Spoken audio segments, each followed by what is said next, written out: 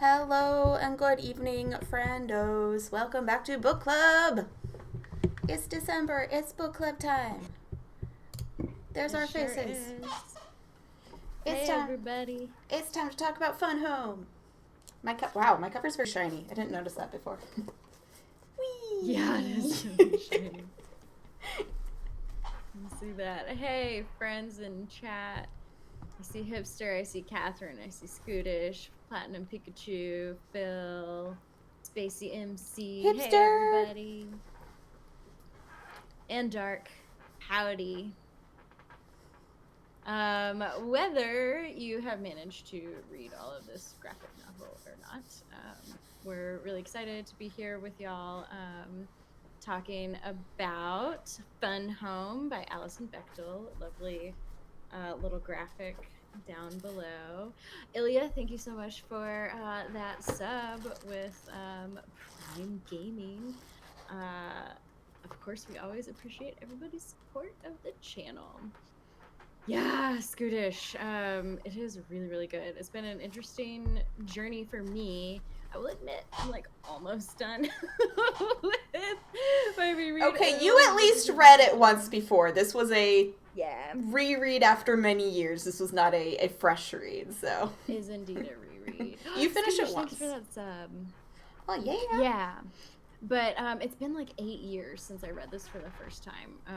And I know something that we've talked about before is how interesting it is to like how your relationship with books changes as you get older and change. So that's definitely something that I'm excited to talk about a little bit more tonight. Trina, how about you? Have you read Fun Home before? I had not. Again, I hardly get into the adult section of the library, like, period nowadays, let alone the adult graphic novels, so this was a good excuse to wander over to those stranger shelves and be like, this is what life is like over here. Yeah, no, this was a fresh read for me. Cool. Yeah. Awesome. And then I know Scootish was talking in chat. This book is not just a graphic novel, but it is also a mini Tony Award winning musical, which is so cool. I've only ever heard a couple of songs from the musical, but after having reread it, I'm really, really interested to see how the story and the themes of reflection, like not just like Allison looking back on her relationship with her father and reflecting on that, but also, like how she and her father are kind of like reflected in each other a little bit. Really interested Right. to see how that plays out in like a musical score and potential staging. I feel like I'm mostly curious at this point as to what genre the music is. Like, I mean, I know Broadway musicals are sort of their own music genre, but, like, I don't know. Like, I think of the really energetic ones, and I don't know that fits this book so much. Yeah, Scooter's saying it's kind of like rock focused. Okay, interesting. Yeah, and that makes sense given the like era where most of the story is set. Right, like 70s, thereabouts. Yeah, and one of the few things I do remember about the show from when it first came out a few years ago was the way that they adapted it is that they've got 3 different actresses who play Allison. To like represent her in different times of her life, and I do remember that young Allison was like incredible. So I'm really excited to listen to that original cast recording. Scootish, we can play a song? We can look into doing that like on Discord maybe, where right. DMCA is not hanging over our threads like the Sword of Damocles. Right. Yeah, no DMCAs. There's no. Please. But yeah, we should absolutely have a Discord party. Oh, yeah. Where we watch it. She almost was the youngest person ever to win a Tony. She did win, right? Oh, but yes. Is this, I would say, is the almost part the winning or the youngest? Oh, no, she didn't. Okay. She would have been if she won, I guess. Yeah. Cool. Yeah, no, we Cool. definitely need to look at that. Scootish, I'm so glad you came and dropped this knowledge about the musical. Yes. And share that with us. That's awesome. Should have had you on as a guest. Should have had you on as a guest. Oh my gosh. Yeah, so you love book clubs? We do too. I'm glad you could join us. Yeah, the nice thing about book club is that it has been forcing me to read more. You know, we've all got pandemic brain these days, and it's difficult to focus and concentrate and carve out time to do something like sit and read a book when you know, we're all surviving. But having book club and having like a deadline when having structure. We are missing structure in our lives, some of us. If you're in this stream wouldn't pass the Bechdel test. Well, that's a really good point. We could talk about the Bechdel test. Have folks in chat ever heard of the Bechdel test before? I don't know why I didn't make the connection that she might have been the person it was named after. Yeah. She was in fact. She is in fact the person that this is named after. She fully ran into Scootish once. She's very nice. Excellent. Oh, hipster, that really sucks. I hope whoever is outside your house is okay. So for folks who haven't heard of the Bechdel test, this is actually something that I believe came out of Alison Bechdel's comic strip series. The one whose name we can't say on stream. The one whose name we can't Keep it PG. Yeah. People to watch out for. Clearly, Scootish needed to. She ran into her. Two characters are talking about how, like, the baseline minimum for, like, female representation in media, especially in, like, movies and TV shows, is if you have two women in a scene who are having a conversation about anything other than a man. For, like, 60 seconds? 30 seconds? I feel like there's a time component, but it's a very small one, and therefore you would think a very easy metric to hit. Yeah, I thought it was just, like, in general. But anyway, you would be shocked at how few things actually pass this test. And again, this is not, like, it's not a metric of good representation. Right. Like, it's not, you know, a individual movie is not bad because it does not meet the Bechdel test. It's just looking at the larger trend of movies and saying, hey, if 70% of the movies that were made in the last 5-10 years didn't meet this, we probably need to put more ladies in movies. Like... Or you have more ladies write movies and direct. Well, yes. And that is usually the better way to fix things, is to have people where it's their default mindset and not like, oh yeah, I have to remember this other thing that's just not part of my own experience. Yeah, and it's okay. I see friends in chat saying that they either didn't read or didn't finish and are just here to lurk and enjoy the background noise, and that's totally cool. The thing about Fun Home is that there's not really any spoilers because it's not a plot-driven book. That is very true. Yeah, if you think you might want to read this at some point, that is fine. There's also just like plenty of meat for general discussion for us to get into, but like there's not really a bar for like how much you have to have read to, you know, get something out of the things that we'll be talking about tonight. Yeah. Like hipster saying, why would I care about something outside my experience? There's a kappa at the end of that. Since chat doesn't get recorded in the video, I just wanted to be clear, there was a kappa at the end of that. Yes, hipster is definitely being sarcastic.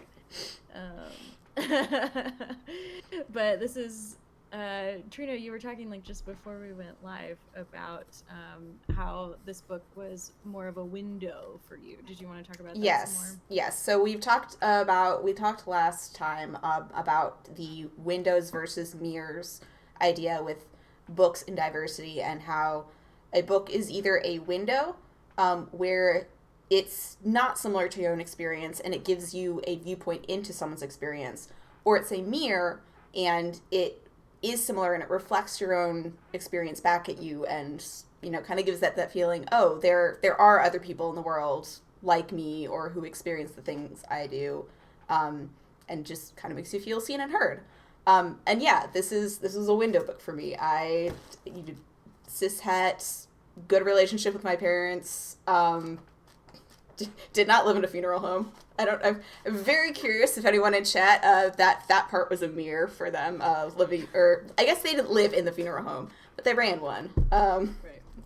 But yeah, so it widening my horizons a little bit, and like I know, again, not LGBTQ myself, but there is no one experience of figuring out that you are, or how that, I don't want to say expresses itself, that seems like the wrong phrase, but how that sort of plays out in your life. And I've read a handful of books, from usually kids books, kids fiction, the ones that we're getting in, and it was good to just have someone else's experience to look at. Yeah, and my own experience is entirely different. This book is much more of a mirror for me. It's like, as I was starting to say before, it's been interesting to see how like my relationship with this text has changed over time. As I first read this book, like 8 years ago, as I was kind of going through my own queer awakening in kind of a similar way to what Allison is describing later on in the book. Just like finally understanding a piece of yourself that just kind of makes everything else in the past make a lot more sense, and then just wanting to completely immerse yourself in things that will help you understand that piece of yourself. And this book was actually one of those things for me. And I've also, had the experience of,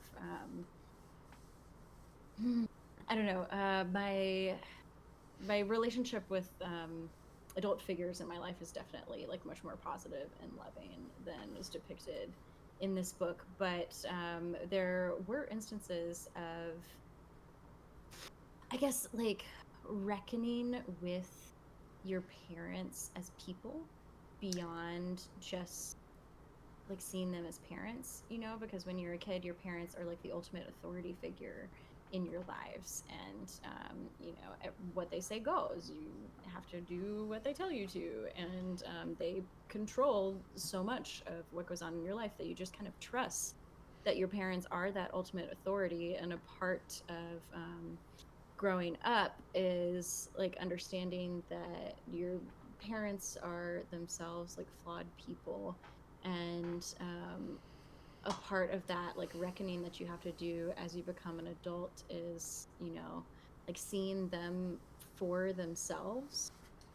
And I think it's so interesting how Allison like takes the time to like really reflect that mirror on her father, and recognize the realities that he was a complicated man. He was not like a good person or a bad person. He certainly did really morally suspect things.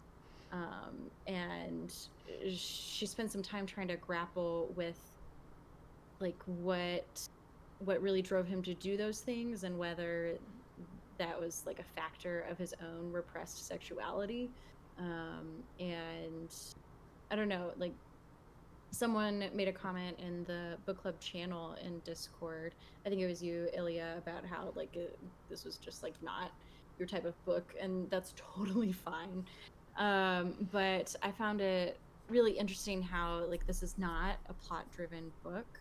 It's more like a drop in a pond, and then like the ripples flow out, you know, as Allison kind of like cycles through different experiences that she had, different memories of her father, kind of like piecing them together, but also like laying them on top of each other to try and make sense of this very complicated life and what it meant for her to like reflect upon her father's own queer experience, and then, you know, what does that mean for her as she comes into her own queer identity. Yeah, I almost felt like I was reading like a summary of like sessions with a therapist, like the sort of stuff that you would like, you know, gets untangled in each session, and like, because I'm sure, you know, that processing anything isn't a chronological experience, and so just kind of like the going from, in some ways, like it felt like we were going from general specific or specific, I don't know, there was just sort of like a wave that like went through the book that I'm not wording very well right now. I totally get what you're saying though. But okay, alien hipster, get me. I'm good. Yeah, and like it's very much a process. Like she is absolutely processing, and it takes time, and it takes revisiting the things you've experienced time and time again. Right. Hipster makes some good points. Does capture that part of parents being people was good, and it's also a weird experience for her, since he's not there anymore, for her to know the truth, and she sees how she might be projecting it onto him. Right, like, you know, it's one thing if she was sort of digesting all this and her dad was still around, and like, you know, she had an opportunity to like have more conversations with him. Like there was the one conversation that she did get to have that was basically like, I don't know, the dad like admitting that he was queer. Wasn't I lost in a it. Letter? Well, there's the letter, but there was like towards, you might have not got that far in the reread. It was like it was one of the last, hard to, yeah. What? Yeah, because he, like, at some point, one of the books he tells her to read or something is, like, related to lesbians or something, and they're on the car on the way to the movie theater, and she's like, I wondered if you knew what you were doing when you gave me that book. And it, like, does actually, it's a very short exchange, but it, like, seems to be the only sort of, like, opening to each other on that specific topic that they get to have. I thought that was, I don't think that was dialogue. I'm pretty sure that was like adult Allison's thoughts imposed on the trip. Is there a speech bubble or is it a box? It was speech bubbles. Oh, you're not looking at the camera. I'm holding the book. Oh. Let me hold the book. Interesting. Yeah. Yeah, page 220 in the physical book. It might be the same as in the Hoopla. It may be different than the Hoopla book. It is. Oh yeah, there it is. Oh yeah, interesting. I did find it so interesting, like just how the like physical like layout of the graphic novel is. So here's a chance for us to talk about like the format of this book and what it brings to the story.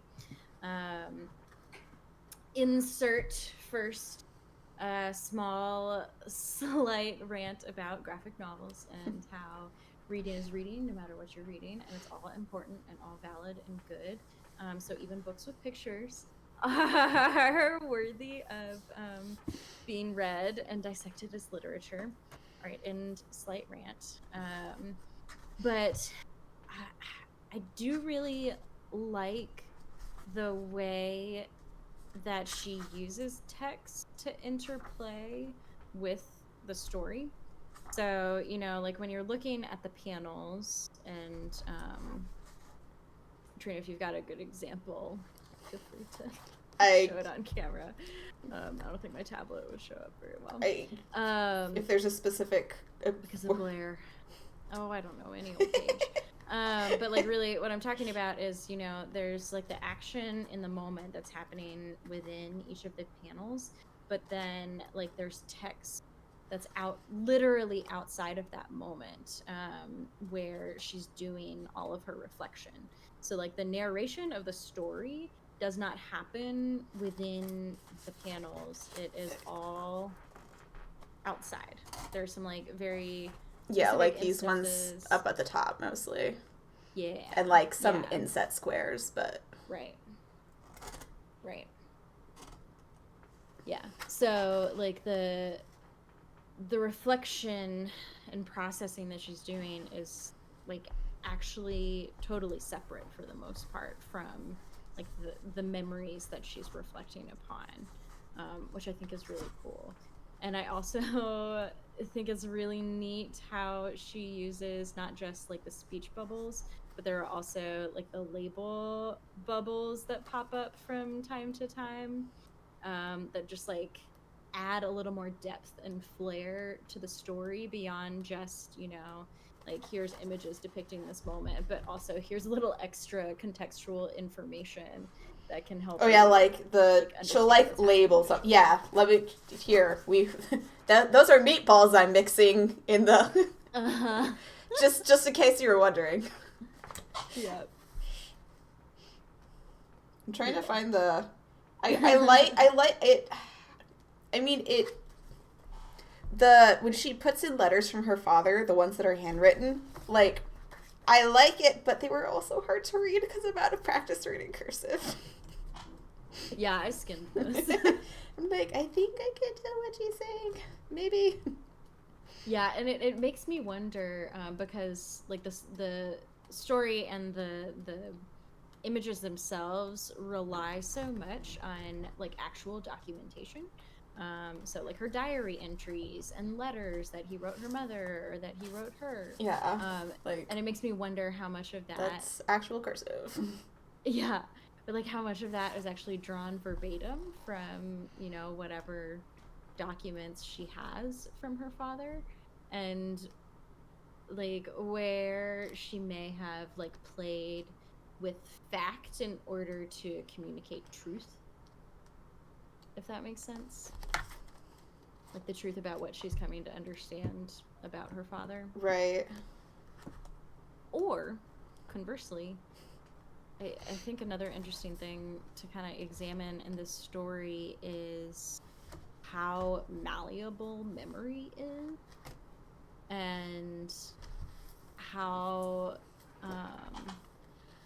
unreliable memory can be. Right. You know? And when her father died when she was so young, all she really has left of her father is her memory and these documents. And it's not a lot to like really base that processing off of. Right, especially because like the documents aren't even all like, you know, aren't themselves necessarily reliable narrators. Because, exactly. You know, I'm sure like, I can't remember specific examples, but I'm sure like the father kind of like did not address certain things in certain letters. And then there's the bit like how she was basically censoring her own diary entries, and like she remembered enough that like she's like, I did not mention that in my diary, but it did happen. But like probably other stuff that she didn't necessarily remember that she left out. Yeah. Hipster's commenting on a lot of people assuming she picked up on things that she didn't realize until after the fact, like the letter her dad sent her, where he's just like assuming that she knows that right. he's been having sex with men all these years. And she's like, what is he talking about? Huh? Yeah. And I think it's really interesting that she doesn't get to that until like very close to the end of the story. It's almost like you know, it's not until she's kind of gone through processing those big feelings and those big memories until she's like really ready to address the moment when her father really was the most honest with her, even if she didn't know what he was saying at the time.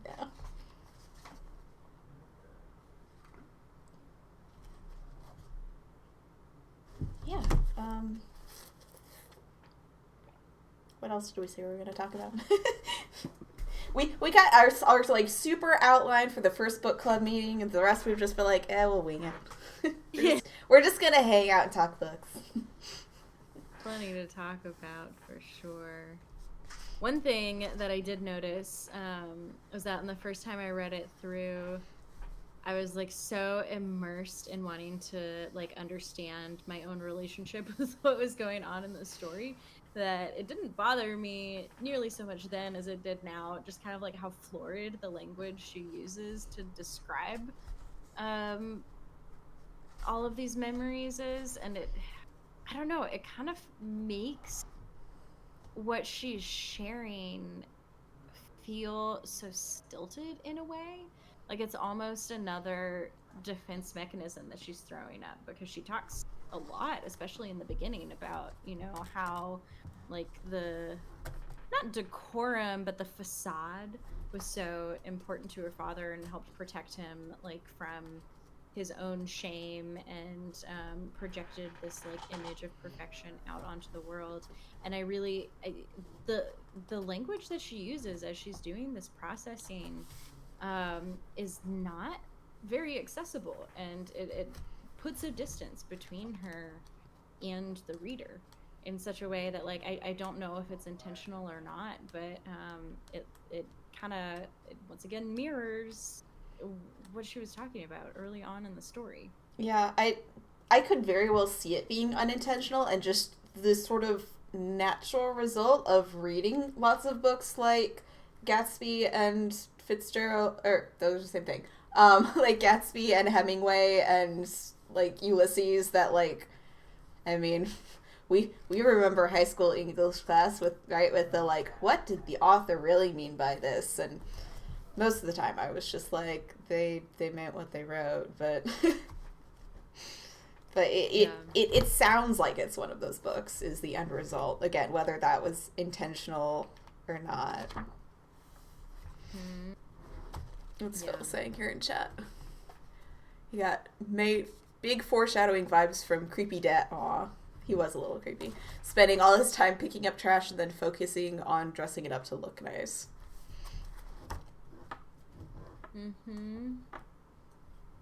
Yeah. It's very indicative of, you know, how he seemed to live his life as a whole, or at least how Allison remembers him. Right.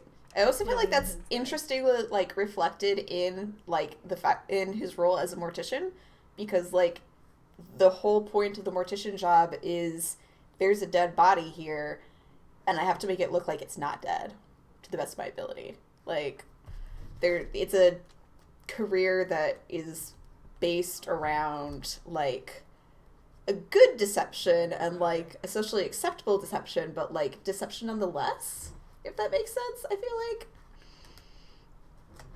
I just not that, you know, obviously this was again nonfiction. Like if it was fiction I would be like, is the author trying to say something about that, like by using that? But no, that's what he did, that's how it was. But it does fall into the whole dress things up to look nicer. Hipster's making a really great point in chat. Feel like there's a part that shows that getting into that kind of reading was a big way of getting validation from her dad when she was in his class. And you imagine talking like that probably did the same. And I totally agree. And it's something that I was just kind of thinking about in my head too, is how even though she like lays out all of this evidence about how her father was like a person who did many bad things. He was angry, he could be violent, he picked up young boys, high schoolers, yes. plied them with alcohol and did who knows what else. But she never, at least in the way that she's telling this story, she never seems angry with him. And in some ways, the like efforts that she's putting in to process everything about her relationship with her father feels almost permissive, you know? Like she lays out his like whole breadth of his like deeply flawed humanity, but she doesn't like hold him accountable for it, if that makes sense. Right. I don't know. I feel like there even might have been a line in the book about that. I wouldn't know where to look for it, but yeah. I feel like that's true with, again, not really speaking from my own experience, but from other people that I've read about that had less than ideal relationships with their parents, where like you can recognize like on an intellectual level that like it probably shouldn't have been that way, but like on an emotional level it's, you know, they're still the only parents you knew or had, and like you can't really separate those two things. Yeah, that is true. I did read, like shortly after I first read Fun Home, there's a companion, a follow-up that's called Are You My Mother? That is all about her relationship with her mother. And at the time, you know, I'd be interested to see how these feelings hold up on a reread, but at the time, I remember feeling really let down by the way that she, you know, kind of examined and engaged with her relationship with her mother, because it doesn't feel like she gives her mom the same like kind of permission that she gives her dad to be like a human, complicated person. Like she's much harsher on her mom, even though like objectively her mom was not as bad of a person as her dad was. And a part of that may be because of like her own like grappling with her sexuality and like the like kind of reflections and inversions she can see between herself and her father. Like, you know, it's, and the fact that she is still kind of like always seeking his approval, and now that he's dead, she's never gonna get right it. I assume her mother was still alive at the time the book was published. I think so, because I think that could be a factor too. Like you know, we sort of have still part of our society is just like, oh, don't speak ill of the dead, like, because they're not there to back themselves up, which sometimes is just like, no, they were kind of a bad person, we need to talk about this. But there's sort of that self-censoring or editing where it's just like, I need to hold back because they're not here, whereas maybe she felt like mom was a little bit more fair game. Yeah, there's that, and then there's also that, like, you know, you can't put a bookend on a relationship when the other person isn't dead yet, so it's not a complete graphic novel because the story continues once you're done, so you can't like fully process that relationship and what it means to you in your life while the other person is still living. And hipster is saying that, you know, given that she sort of projects on her father and sees bits of herself in her father, we don't like talking poorly of ourselves. So she's like, well, I can't criticize that because I'm the same way. Well, again, whether that's on a conscious or subconscious level, it's always hard to tell. But right, yeah, and I don't. It doesn't come across as conscious. You know, I don't really believe in like adhering strictly to authorial intent. You know, what's in the text is what is in the text. And, it's up to us to decide what we get out of it. But I don't see.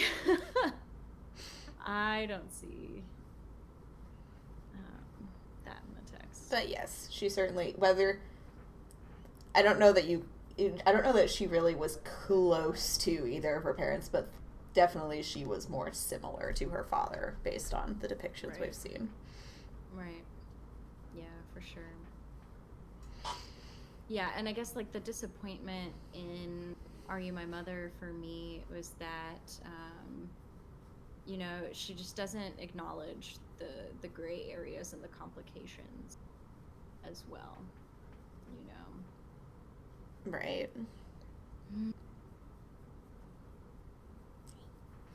Sorry, not distracted by my cat sitting on my lap. That's nice. I'm just kind of flipping through to see what else sticks out at me.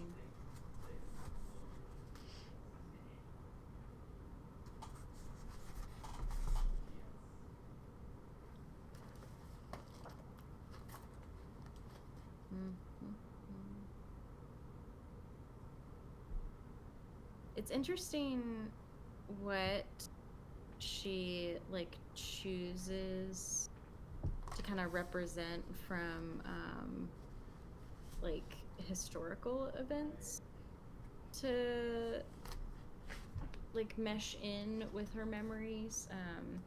I thought it was really interesting that she focuses so much on the Watergate scandal and like the impact that historical moment had in their lives, but there's nothing about like, you know, the moon landing, which is something that we hear about so often from that era when people are kind of, you know, reflecting and philosophizing. Right. Well, I mean, because Watergate ended up, like, the timing ended up sort of reflecting her dad's, like, I would say, because what was it? He had to go to court technically because he gave alcohol to a minor, but there was really, like, the undertones of, like, we're taking you to court because, like, we know you slept with this guy. Molested him or something. And so, like, that, I don't know, like, Watergate maybe wouldn't have stuck in her memory as well if there wasn't just, like, a mirroring there of what she was going through in her own life. Yeah. I don't know what a mirrored event would have been for the moon landing, like, right. But if she'd had one, maybe they probably would have shown up in the book. Yeah, I guess it's the like theme of kind of accountability. You know, like Nixon being held accountable for his actions and her father kind of being held accountable in court. Right. Keeping that photo was pretty. Ooh, yeah. About the one of the babysitter. Yeah, the nice like center spread basically.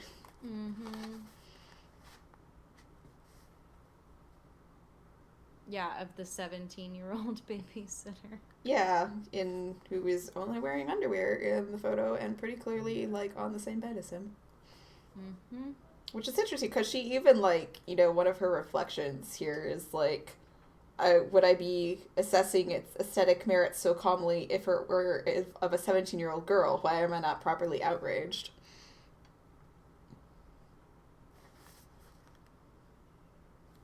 Yeah. Right.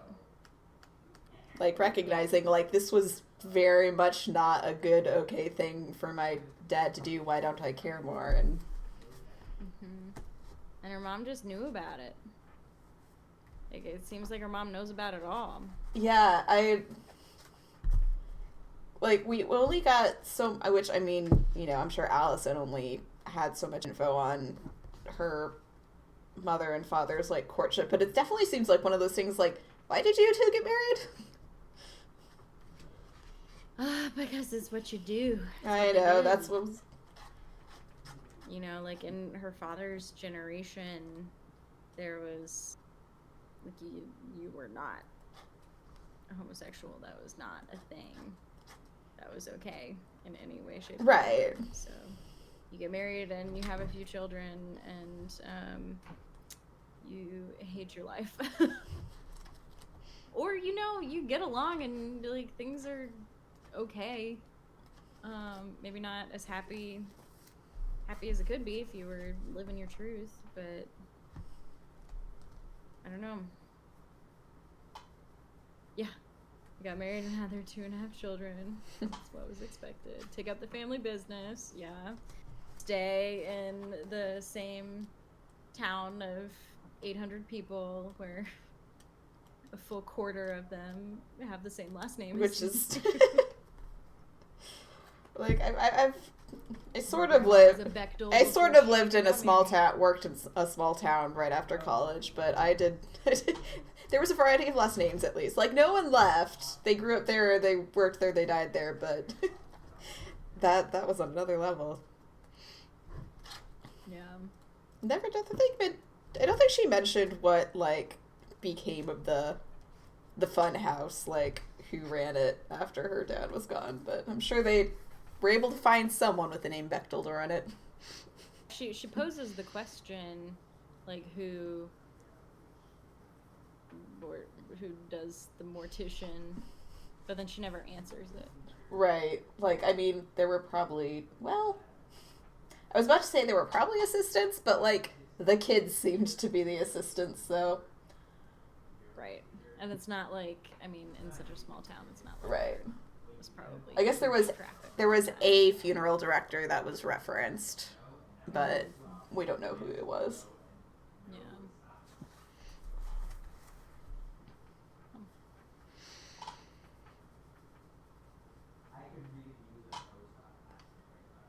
Yeah, and I mean, like, really, all of her examination of the fun home is pretty much relegated to, like, the first quarter of the book. Yeah, for being, like, what the book was named after, it really did not seem to factor that much in. No, which I think is so interesting, because, like, so much of the later pages really does, like, revisit scenes that she's already shown us before and kind of, like, layers more revelations and understanding on top of them. But, like, the fun home doesn't come back. Yeah, no, like, it being, you know, that connection with death as a kid does not seem to really have affected her remotely as much as her father's actual death did. Like, which, I mean, I guess would be true of most people, even if they are raised in that sort of stuff, but, like, yeah. No, it was just sort of an interesting fact that, like, I feel it served as, like, the hook for the book, I feel like. Like, that's where, like, oh, that's interesting, and then it's like, okay, like, here's that bit, now let me introduce you to the complicated parts of my childhood. Because that wasn't it. Right, and it's also kind of like I don't know, like a macabre joke in a way, because, like, the home that she depicts growing up in seems anything but fun. Right. And so, like, you open it up and start to read it, and you're like, fun home, cool. Well, this is kind of weird. And then she starts talking about the funeral home, and you're like, oh. Got it. That's the fun home, and none of this is actually really fun. I mean, okay, she did, like, at least, you know, the subtitle was a tragicomic. Family Tragicomic. Yeah. And one could argue the comic part is the graphic novel part, not humor necessarily per se, but... Yeah, where was that? Hipsters reminding us that it, you know, at the pretty late on in the book, like, after the funeral, she goes back to work and, like, someone asks what she did over the summer, and she's like, I read, oh yeah, and my dad died. And, like, they don't believe her, because, like, she's not, and she, like, starts just, like, cracking up, because just, like, you know, how do you even, because emotions are complicated. Yeah. I can't find it. They sure are. I lost it. My family is definitely the kind to laugh at funerals, which some people find extremely inappropriate, but, our take is, you know, you have to find the joy in life. Yeah, no, I mean, it's celebrate sometimes it's a coping mechanism, and that's okay. Sometimes you don't know what else to do. And also, I don't know, like, funerals themselves are so public and grief is so private. You know, like I did not want to process the grief of like the loss of my aunt a few years ago with like her 40 best friends and right. It's like, I don't know you people, like right. And I also I don't feel like I owed them like my performance of my grief, you know. right. Like that's something that's for me, and it's for the people who I know who loved her in the same way I did. Right. I mean, it's almost like you don't even know the same person in sometimes, right. Like totally different, you know, we're all slightly different people in different scenarios, and it's just like, are we, you know, you'll hear stories and you're like, oh, I didn't know they were also like that. Oh, there it is. Okay, yeah, there's her, the coworker, fellow student worker. Yeah, I don't know. We're like, it's like, oh yeah, my dad died. Why don't you believe me? Because you're laughing? Yeah. Yeah, and it was a bit of that during the funeral, and she's like, I wanted to yell at them that he killed himself instead of, yes, God works in mysterious ways. Yeah, I feel like that's one of the sort of things that the graphic novel format works really well for. It's just like, here's what I wanted to do, and here's what I actually did. Yeah. Hello, Boots10, welcome. Yeah, and, you know, like, really early on, she also kind of comments on the bizarre grin that she and her brother share when she first gets home after his death, and I feel like that's similar to what we were talking about too. You know, she and her brother like obviously have different relationships with their father, but it's similar enough, right? That, like they seem to like really understand exactly what each other is experiencing. And they seem to be kind of feeling the same thing, that just like bizarre humor in the moment and things are so serious. Yeah. So I found that spot and I'm like, is there a good like quick readable quote? No, because that's not how this book is set up. But that's okay. No, it's really... Oh, okay, actually, I really like this sentence. It could be argued that death is inherently absurd and that grinning is not necessarily an inappropriate response. I mean, it's absurd in the sense of ridiculous, unreasonable. 1 second a person is there, the next they're not. Yeah, especially a death as sudden as her father's was. Right. I mean, he's in his 40s. Yeah, he was 44, which, like, I don't know until I saw, like, the page that actually had, like, the obituary on it, that, like, he was that young. Like, I think I guessed he was, like, 50-something, because, like, I mean, it's... First of all, you know, illustrations can be stylized in a way that's hard to tell, but also just, like, as a kid, you don't have a good sense of how old your parents are, really, so... I feel like that kind of bleeds through in the retellings, but... Yeah, it's wild to think that, like, her were my age in the young Allison scenes. Right. Like, when she's 7, 8, 9, 10, they were, like, right around our age. Yeah. And then it's so interesting to kind of, like, just think about that and how, like, that understands... like changes my understanding of the story, because, you know, you can't help but kind of superimpose your own thoughts and experiences on this. And my parents were like fully double the age of her parents when I was born.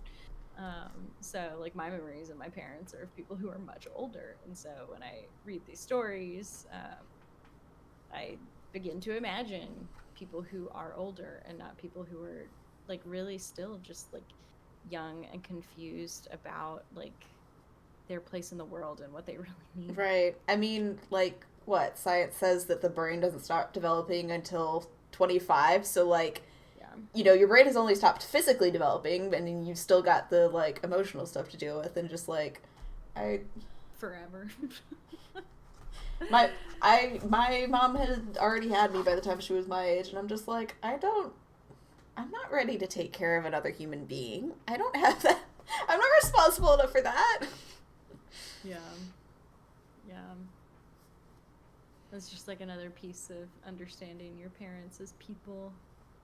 Yeah, no, that part I can actually relate to. Not like, you know, as far as I know, neither of my parents had either, like, as deep and dark a secrets as hers maybe did, but there's definitely been a shift. More so for my mom. Like, my dad is outgoing enough and, like, would talk about stuff that he was doing that wasn't necessarily at home, that I was like, oh yeah, he has other interests, and, like, this is what he does. And my mom was a stay-at-home mom, and I think that kind of additionally is just like, well, this is her. This is what we see of her, is what she is, and just, like, I don't know, realizing that there's a personality there was just a very gradual, like, if this thing that is happening in my life seems to mirror this thing that my mom, you know, told me about from when she was younger.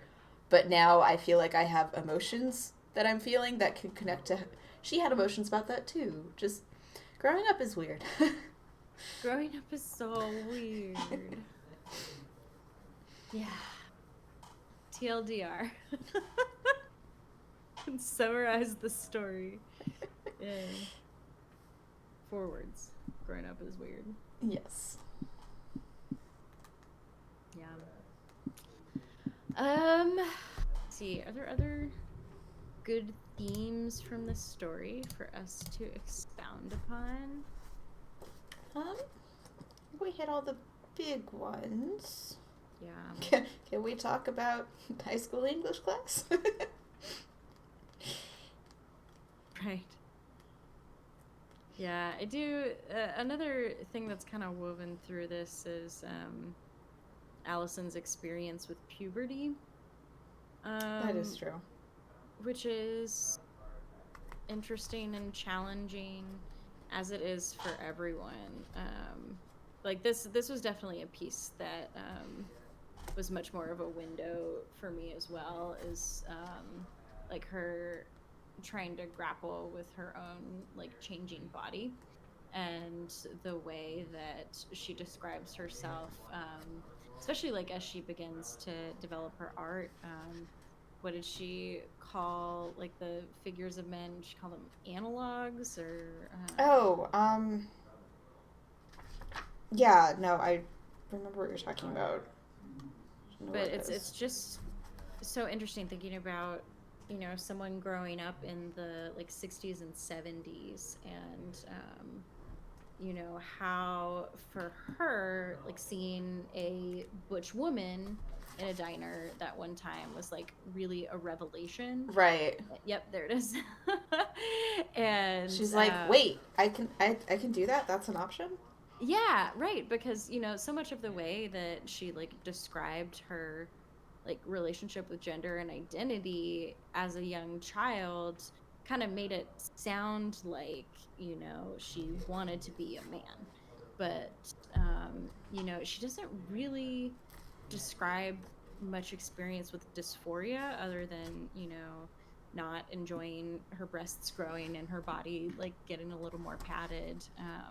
But, like, it's kind of a revelation to her, you know, coming from a really tiny little town in Pennsylvania, to realize that, like, you know, you can prefer to express your personal identity and style in a way that is more traditionally masculine, but you can still be a woman. Right. Too. So it's just, like, kind of interesting to see her, like, flirt with those ideas a little bit, but not really engage with them deeply. Whereas, you know, if the story were being told now, when we have, like, such a better understanding, especially, you know, among the, like, LGBTQ plus community, of trans identities and issues. Like I feel like that conversation would probably engage much more deeply with the topic of gender expression as something separate from gender identity. Yeah, gender identity and sexuality as well. Yeah. Which is interesting because, like, I mean, the story and the way she tells it, like, feels very modern. Then I did the math and I was like, oh my god, she's like 60 years old. Right. This is like a totally different generation. Wild. Oh, there was also the bit about her obsessive compulsive disorder. Oh, yeah. Well, and how it kind of seemed like it was a phase. Or she, like, really? obsessive compulsed herself out of it? Like, she... Right. Hold on. What was the wording she used for... Also, okay, the bit where, like, her mom took over, like, writing her diary entries. Why was her mom reading her diary? Is that addressed in the mom book? That was just, like, sort of glossed over, and I'm just like, but why did she know that your handwriting in your diary got weird? Well, I don't know. I mean, like, her diary, as she depicts it, isn't really like a Dear Diary type thing. It's more of like a log of her activities. Yes, but... You know, so it doesn't really seem like something that's terribly personal. And, like, obviously intentionally so, she didn't even write down the fact that she got her period for the first time.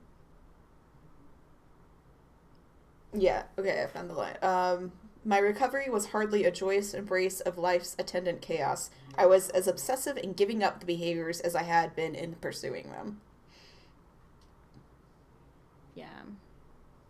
Yeah, Phil and Hipster commenting that, like, maybe it kind of seemed like Allison had asked her mom for help. Oh, that could be.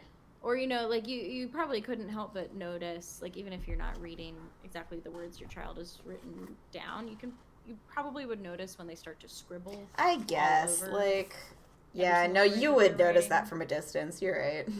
Yeah. That's not normal. No. You know? And, like, obviously her mom did not have the tools that she needed to, like, really help her through that experience with obsessive compulsion, but it kind of, like, at least from this side of the story, it looks like she's doing what she can think to do to help. Right. Yeah. Also, like, just I feel like this falls in line with the being obsessive about not being obsessive, but the fact that she, like, scheduled things to do that would, like, screw with her obsessions. Like, that's some level of irony, right? I'm always hesitant to use the word irony nowadays, but... Right. Am I using it right? Yeah.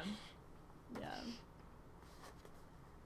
I think it's not what you would expect. Right. Screw the thing by leaning into it. But also, like, at the same time, like, that's not compulsion as much as that is, like, kind of what she's getting from her father, and, like, what Hipster's pointing out is the control. Right.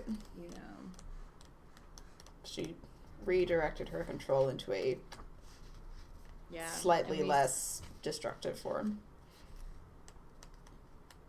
Yeah, we still see the obsessiveness, Hipster says, when she describes reading about lesbianism. Yes and no. I think that seemed to me like a normal behavior upon, you know, discovering something about yourself that is not, I don't know, that you've never had the opportunity, like Phil is pointing out. It's gotta be wild to learn about your own sexuality via books. You know, she, growing up in her tiny town, she obviously was never exposed to, like, lesbian or queer women before, and so when you're just starting to learn about it. If it feels like a door opening, or like the floodgates of like your understanding of yourself are opening, I think it's totally normal to engage very deeply in that conversation. Which is why we push for diverse books in the kids section. Yeah, kids need to see themselves represented long before their there's a picture book that is, it's currently in our new picture book section. I think it's actually like a few months old. But it's just called I Am a Girl, but it's a transgender girl, and it's just, it's very, and there's been a few of those by now, but it's, you have these people who grow up with those feelings, and if they don't have those books, and if, they don't grow up in the right environment for it, like, they could get into, like, their 20s before they're just like, oh, that's that, like, word, when everything just sort of clicks, it's like, oh, that's the word for, that's what this is. Like, being able to identify it and just, like, this.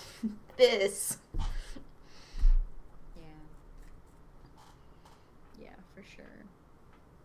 Right, and it's tricky in, like, if you are an LGBTQ type person, because so much of everything about gender and sexuality is a spectrum. Right. So the boxes aren't always, they're not boxes, first of all. Right. Yeah.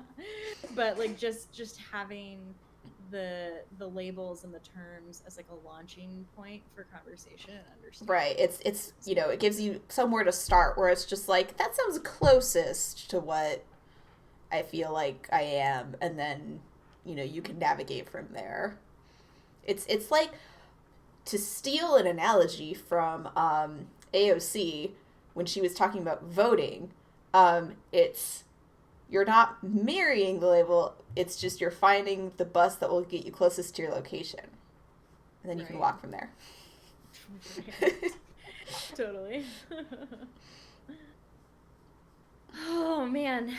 Well, does anybody else in chat have anything in particular that y'all thought was interesting, or that, like, made you think or reflect on your own experiences? How is it, like, reading a graphic novel versus sitting and reading a book? I find it personally very rewarding that you get to turn pages really quickly. I don't know if I get the same, like, satisfaction of turning a page on the phone, since I did actually read it on Hoopla. I just have to have the physical one here because my Hoopla checkout ended an hour before stream. But but yeah, I could see it, the physical one. You're just like, done. I am glad that they're still, like, broken, because not all graphic novels are broken into chapters. I'm glad that this one still was, for, like, nice little break points. Yeah, like, oh, it's safe to stop reading right now and go do something else. Right. Or my lunch break is almost up. I need to get back to work. Right. Yep. Oh, the lunch breaks, they have to end. The color scheme, Phil, that's such an interesting question. How it's all blacks and whites and blues.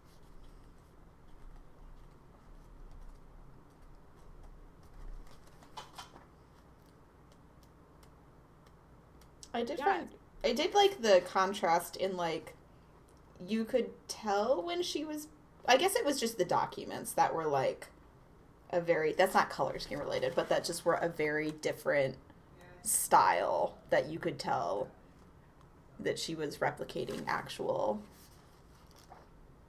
things. Elia found it oddly wordy for a graphic novel. It probably is a little wordier than most graphic novels. Yeah, but again, it's not the plot that's important, which is what you get in a lot of, like, action-adventure type graphic novels, where you can rely on the images to like really move the story along.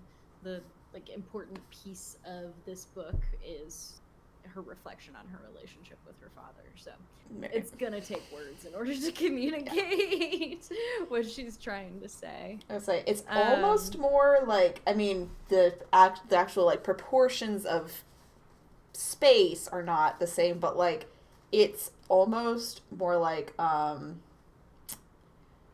okay, Diary of a Wimpy Kid is like the proto example, but like the whole trend in like kids lit where it's just like a hybrid of graphic novel and traditional novel. Yeah. It almost feels a little more like that. Yeah. And yeah, it is like Ilya, as you're saying, it is normal for visual books to have just kind of like the 3-tone, because this actually goes back to way back in the day, it was really expensive to print in color, which is why the earliest children's picture books like Bobar and Madeline are all in, or like the McCluskey books, Make Way for Ducklings, etc., are all in like black and white and a third color. So like that's kind of a trope that has carried through. But I do think, like, I think what you may have been getting at, Phil, is that like the use of blue as the like third color is, it's, you know, it's a very cool, it's a cool tone. Yeah, very somber. It's somber, it's distant. You know, it's not warm and exciting, but like much like her father, it's I don't know, it's a little austere. Yeah, it definitely sets the mood. So it's a very good point. And thank you for asking that question. Yeah.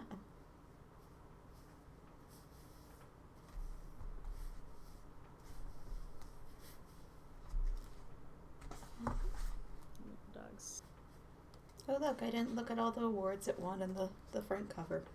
Or I guess, were they mostly... Hold on. Okay, most of them are like finalists and nominations. Okay. Did win the Stonewall Book Award, which tracks. Yeah. Stonewall, of course, obviously being an LGBTQ award. Mm-hmm. Finalist for Quill Award in Graphic Narrative. Double finalist for the Lambda Book Award. How are you... I'm not sure what double finalist means.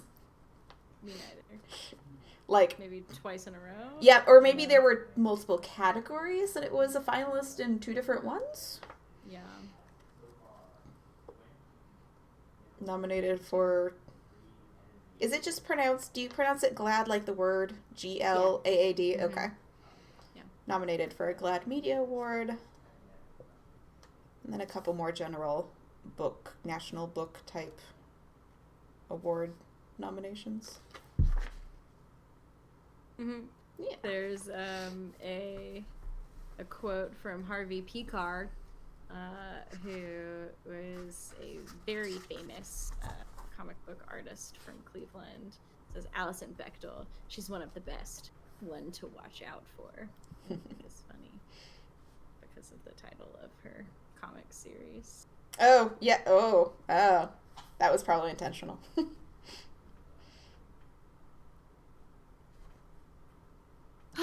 Well, do we want to talk about other books for a little bit? Yeah, talk about what we've been reading or listening to, or stories. They don't have to be books. Yeah. I told her I was going to. She didn't ask me to. I binge listened to a podcast that a real life acquaintance of mine has been doing for a few years now. It's called McGillicuddy and Murder's Pawn Shop, and it's a fiction podcast, but it's set in the 1920s. I think, I don't remember actually if it's in the U.S. or England, but it almost has more of a like Victorian vibe to it, but maybe that's just because I associate Victorian more with like mystery, like a specific brand of like supernatural stuff, like the creepy doll aesthetic, if you will. Yeah. But yeah, no, it starts out with 10-minute episodes. She moves to half the number of 20-minute episodes after a few seasons. But yeah, it's fun. I got to listen to it at work when I was just like, prepping stuff for programs in the back in the office, and it's a fun little, it's very adventure-y, but also, again, creepy doll aesthetic, like magic horror, and also suddenly there's some bi rep in there, so it was fun. If you like the creepy doll horror story aesthetic, have you ever read any books by Frances Harding? I don't think so. She wrote oh my gosh, what's the one I'm thinking of? It literally has like a creepy doll face on the cover. Books. And they're children's books. Oh. But they are the creepiest children's books. That one was called Cuckoo Song. She did A Face Like Glass, The Lie Tree. Yeah, no, I don't. Was pretty well noted a few years ago. I've but not read these. I wonder. I bet. I would say I'll bet that my library probably has those in the YA section. I love those books. They are some of my favorite children's books, because they're some of those types of stories that don't underestimate children, because stuff is weird and creepy, and the Lie Tree in particular is like pretty dark. Like just you almost get the sense of these stories being told in like black and white or sepia, if that makes sense. I don't know, she does a really nice job of it, so I highly recommend those books. That kind of makes me think of okay, yeah, we keep them in YA, it looks like. A few years back, I don't know that the like story itself necessarily lived up to my expectations, but the pictures I thought were awesome. The Miss Peregrine School for Unusual the pictures, that is my horror-esque vibe. Just the strange, not quite right, rather than blood or guts, or even, I mean, I guess they do tend to be a certain type of suspense, but psychological, weirdness. I think you'll like Frances Harding. Keep that in because mind. it's not like blood or guts, but it's just, yeah, it's a creep. Good. I like creep. Yeah. And then Elia, I put Legendborn on hold. It's not in yet, but I'll let you know when I've read it. Cool. I know she was very excited about it.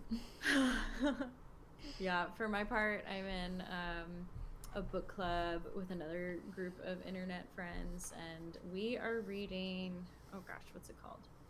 Where's my phone? I'm listening to it.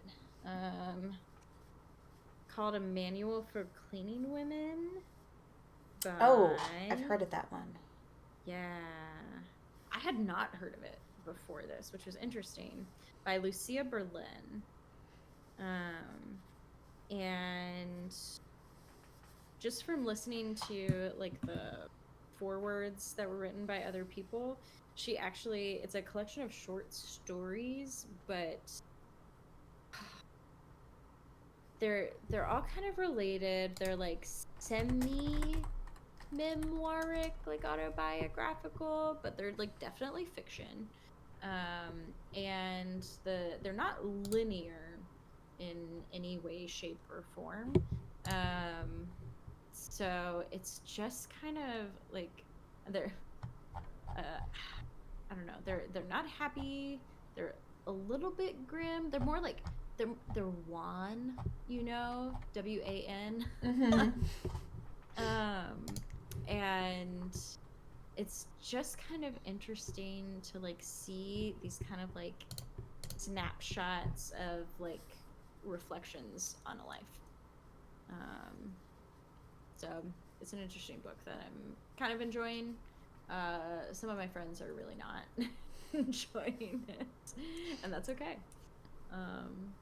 People have different things. It's hard for me to find a book that I don't like at least kind of enjoy. enjoy. Yeah, no, I make fun of high school English, but that was just the papers I didn't like. I think the only book I ever had to read for school that I did not like was Sound and the Fury. So I don't think Stream of Consciousness is for me, but other than that, like... Yeah. It wasn't The Sound of the Fury, it was As I Lay Dying in high school, but I tried to give Faulkner another chance and tried to read The Sound of the Fury a few years later. Aw, Phil is sad. He likes Faulkner. Sorry, Phil. I think it might have specifically been a combination of Stream of Consciousness with Sound and the Fury has some really depressing, like, subject matter, so, like, combining the two, I wasn't terribly motivated to figure out what was going on, because I wasn't gonna like it. No. If we're going Stream of Consciousness, give me, like, Virginia Woolf. But, like, I mean, I enjoyed reading The Scarlet Letter, so, like, again, I don't feel like my, Most like, of my I have high class hated expectations. The Scarlet Letter. I thought it was fine, you know. It's not a bad book. Right. I mean, they, like, as far as I could tell, the author was just like, hey, this isn't okay, so... Right. The message was the correct one. An 18th century novel, so... I don't know. I know there is, like, some people struggle more than others to get past older writing styles, and, like, I do get that. But... Yeah, and some of that does come up with a manual for cleaning women. It's like the stories were probably written, like, 40 to 50 years ago, so, like, the way she talks about race is not so okay. That's okay, yes. That is also a type of language change, I suppose. Phil got tricked into reading The Sound of the Fury by a teacher who knew just how to describe it to make it sound interesting. So your first time reading it for pleasure rather than studying. Maybe I would have felt different if it was for fun, but... Yeah. Hey, Hermione, we're actually past the book, so feel free to come in and hang out and tell us about what you've been reading. We're just chatting about books in general now. Since we've started, do we want to bring up a thread of, like... We're not on Twitter. Books that we maybe did not like for some reason or another. to contrast our usual, like, this is something I really liked. I say that, but... Said, like, I generally like most things. Right, I say that. Faulkner was I guess I need to try reading it again as an adult and see if I do better with it, but, Oh, I've got one. Go Ian for it. McEwan. I read one book from him. What was it called? Like, Saturday? And I hated it. Terrible. It was like 5 pages about the doctor's freaking hands, and I couldn't get past it.